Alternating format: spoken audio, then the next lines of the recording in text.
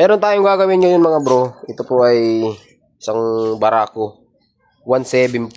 So nga, shot pala kayo bro. Galing pa siguro ng Rosario, di ba bro? Yeah, Rosario. Cavite? Batangas. Rosario, Batangas? Saan yun? Saan ba yun? Kala ko Rosario, Quezon. Dito ang sa may Chaong Andaan. Oo nga pala, no? So, ang concern lang ni bro dito mga bro is yung wiring. Ayan o, kagaya niya, no?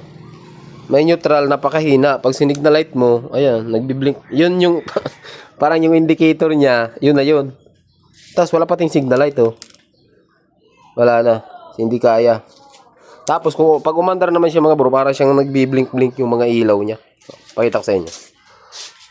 Check natin. Ang pagkaganito mga bro, mga ano to, nagda-droppings ng voltahe nito. So baka mayroong mga nagdidikit or mahina yung charging niya. Possible po yun. Ayan.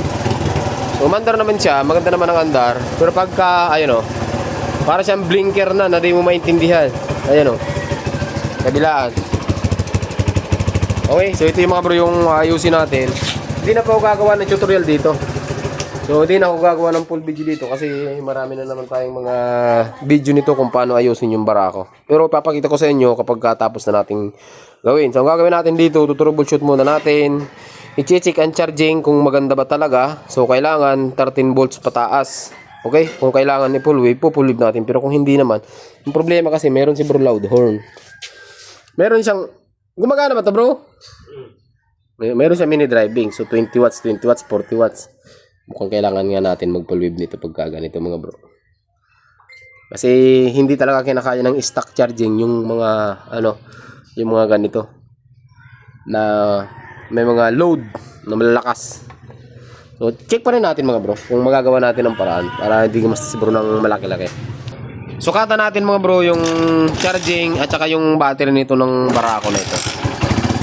So ito mga bro, ayan o.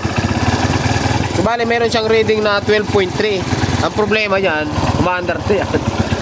Problema nga ito mga bro. So hindi nga talaga magkakarga ito pagka. Dapat kasi mga bro, tumataas na to. Ayan o.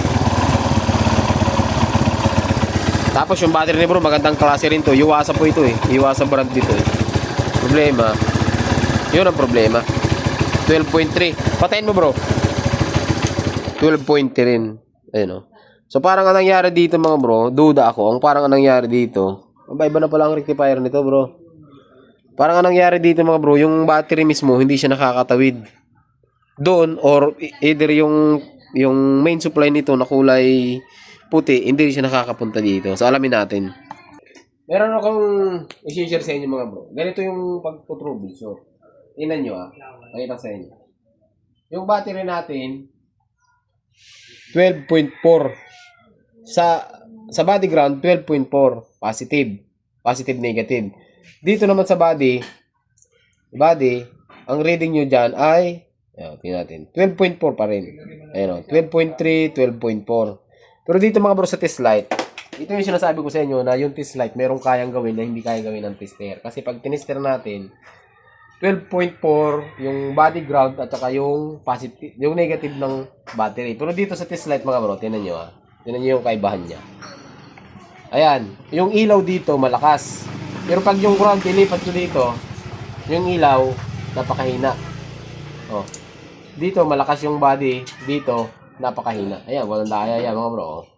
Nakaklip yung test light natin. Ang ilaw napakahina. Ito mga bro yung tinatawag ko na ito mga bro yung tinatawag ko na voltage drop. Ibig sabihin po nito yung body ground niya kinakapos. Kasi any metal parts ng lahat ng halos ng motor, mako-consider natin na body ground. Dapat kung gaano kalakas dito, ganun din dito. So ang possible na problema diyan mga bro, yan yung mga yan. Nililinisan natin yan, yung mga terminal lugs na yan, nililinisan natin yan. Tapos, itong mga wire na to, ayan nyo. Kasi merong matatabang wire to. Itong tatlong wire na to mga bro, lilinisan natin yan. Or, ang isa pang solusyon, kukuha tayo ng wire, igagapang natin, ikakabit natin sa mga body.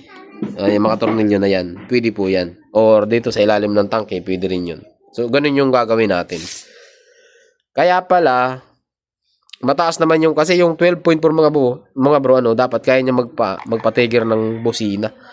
Kaso hindi nga kahit umaandar wala siyang busina halos. Kaya 'yun ang problema. So ayusin natin 'to. Ito mga bro, nilagyan natin ng wire muna sa negative papunta dito sa body ground. So, check natin ulit mga bro Ayan o. Ito yung ilaw sa battery mismo. Pero pag nilipat natin sa body ground, ayan o, halos parehas na sila. Eh kanina, mahina yung isa, kaya kinakapos sa body ground yung mga ilaw, yung signal light, yung neutral, kaya nag-aano mga bro. Pero ito, nandito na tayo, full load na natin mga bro. So kalasin natin tong stator, tapos yung rectifier mga bro, papalitan po natin to ng mas malaki, yung pang full load na. TTGR yung gagamitin natin dito sa barako.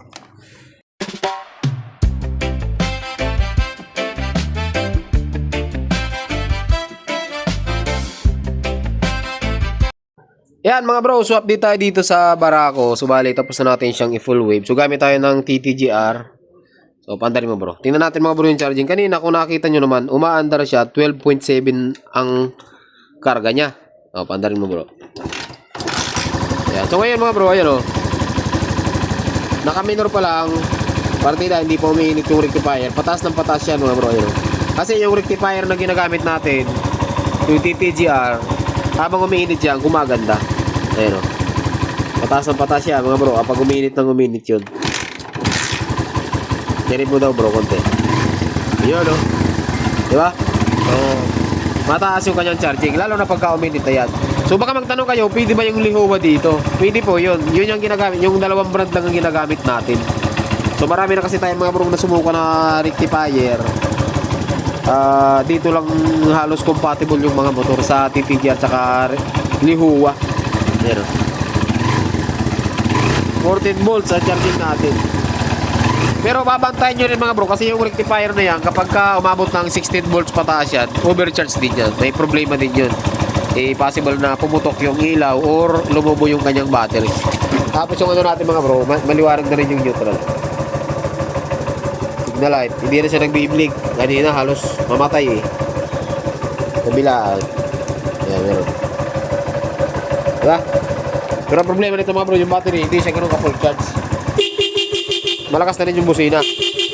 Ang problema, yung isa mga bro na ano, kailangan talaga full charge yung battery. O, yung isa. Kaya naman. Ayan, okay na, may laman na. Ito, ikaw na rin ito nagawa. Ayos. Ayos, malakas na mga bro. So ibabalik na natin to dahil uwi pa si bro ng Rosario, malayo pang pinanggalingan dito. Dito lang sila nagka-problema sa isang wire mga bro.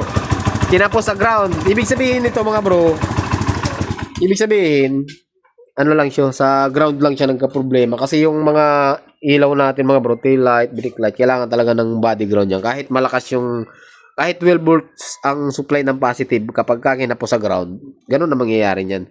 Malimit yan. Ang palatandaan na mahina ang ground mga bro, share ko sa inyo. Tuturo ko sa inyo.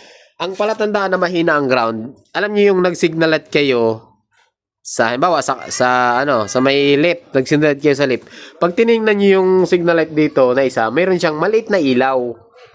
Or baga, umiilaw siya ng hindi ganong kalakas. Tapos dito malakas, dito mahina. Kapag na-encounter nyo sa motor nyo, ano na, magdagdag na kayo ng body ground or maglinis kayo ng mga terminal. Okay, so siguro mga bro, andito lang yung video natin. Shoutout pala kay bro. Vertical bro. Okay, dito na.